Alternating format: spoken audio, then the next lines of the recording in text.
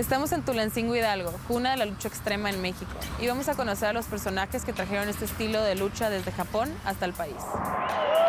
La lucha libre es una de las manifestaciones culturales más importantes para México. Es una forma de entretenimiento entre las familias mexicanas que se practica desde hace más de 8 décadas.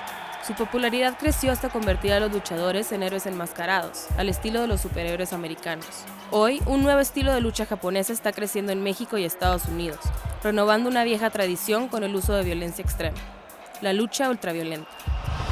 La lucha extrema ultraviolenta es un estilo que, a diferencia de la lucha libre, termina en la primera caída y se usan armas para lastimar a los oponentes. Por eso los luchadores comienzan la pelea con toda la energía posible. En México, una de las empresas más reconocidas es DTU, o Desastre Total Ultraviolento.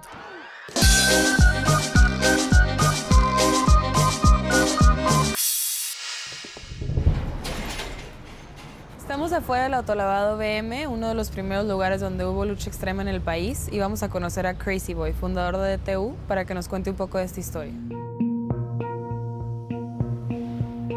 Aquí es donde comenzó el Desastre Total Ultraviolento. Así es como iniciamos hace ya casi 10 años, y pues este era un autolavado. Ahora ya pues es la Coliseo Tulancingo. Es aquí efectivamente en Tulancingo, Hidalgo, donde nace DTU.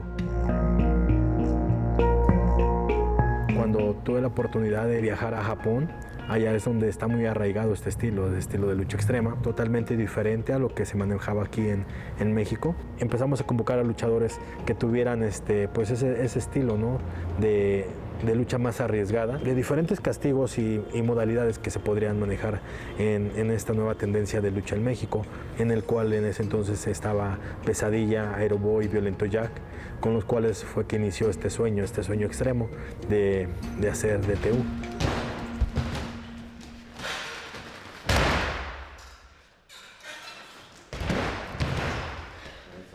Hazlo otra vez, ahora tú, hazlo. Yo soy Obed, soy luchador profesional.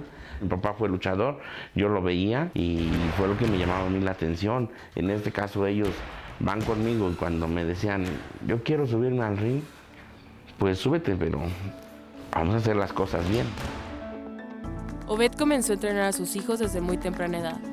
Ellos están dispuestos a sacrificar algunos aspectos de su infancia para poder luchar profesionalmente.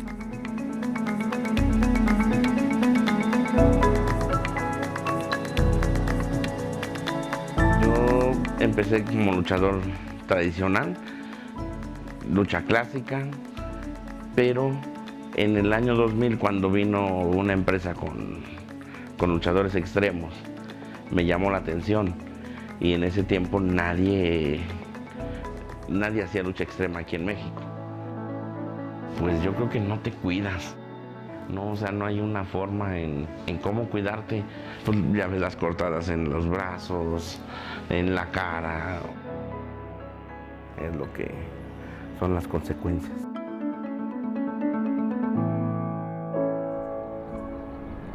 Arena Afición es uno de los recintos más antiguos e importantes de México. Esta noche, DTU se enfrentará contra la compañía americana GCW.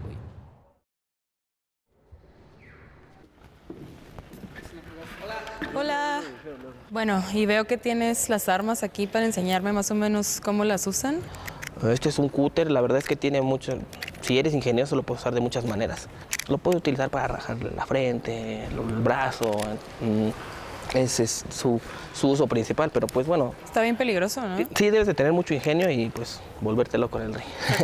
Estas lámparas al momento de estrellarse con alguna parte del cuerpo, por lo general usamos la cabeza, explotan y los vidrios salen volando, entonces lo que hace es cortarte. La verdad es que todo esto tiene su chiste. A nosotros nos costó años aprenderlo y nos gusta demasiado. No puede cualquiera venir y subirse y romper una lámpara. Lo puede hacer, pero no es la manera correcta. Obviamente te vas a lastimar, obviamente te vas a cortar porque no te salvas, pero tratar de cortarte lo menos que puedas y no lastimar al público. Como toda tu familia es de luchadores clásicos, ¿qué dijeron ellos cuando tú saliste con que querías ser luchador extremo? Era como la oveja negra de la familia. Pegaron el grito en el cielo. Mi abuelito siempre me decía, eso no es lucha, esas son pendejadas. te vas a lastimar, no vas a durar mucho. Pues yo tenía que demostrarme a mí que es lo que quería y que podía hacer esto bien, y a demostrarle a ellos que no era lo que ellos pensaban, y que pues bien o mal ya tengo una fama dentro de la lucha extrema. Pero yo siempre he pensado que debes de sacrificar cosas para obtener otras cosas mejores, o para tener algo bueno. A mí me ha tocado sacrificar muchos compromisos familiares, compromisos con mi hija. Cuando vas empezando, pues te pagan muy poquito, o a veces no te pagan. Entonces, pues sí, la verdad es que sí se sufre demasiado. Alejado de tu familia, luego pues muchas veces no comes a tus horas por andar de viaje. Muy, muy complicado. Antes de empezar la lucha, el talento de DTU sale a vender su mercancía y saludar a los fans, algo que pocas empresas de lucha acostumbran.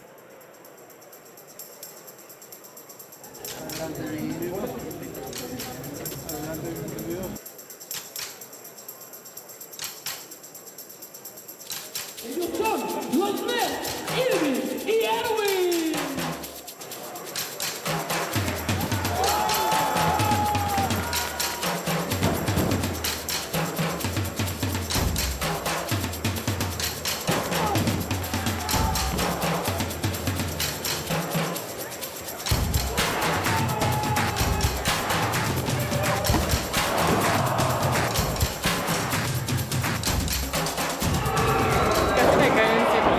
Casi no me doy cuenta.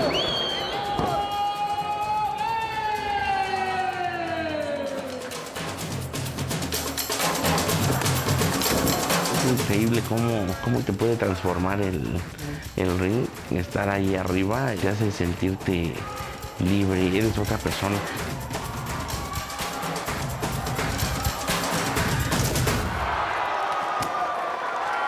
Algo muy bonito, el que te aplaudan o que te mienten la madre.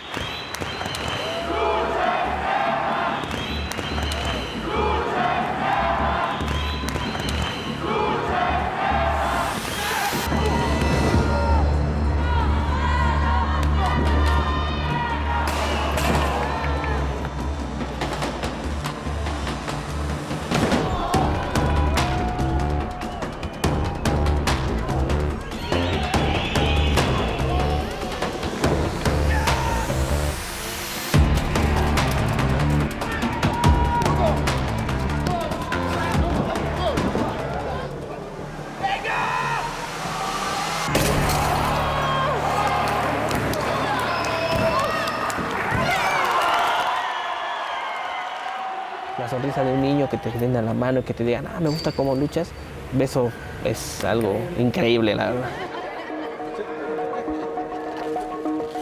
Se puede decir que en DTU no les enseñamos lucha, en DTU no somos sus maestros, pero sí somos quien camina con ellos hombro a hombro para de alguna manera lograr sus objetivos, alcanzar sus metas y por qué no lograr los sueños, ¿no? Por eso DTU, el lado extremo de los sueños.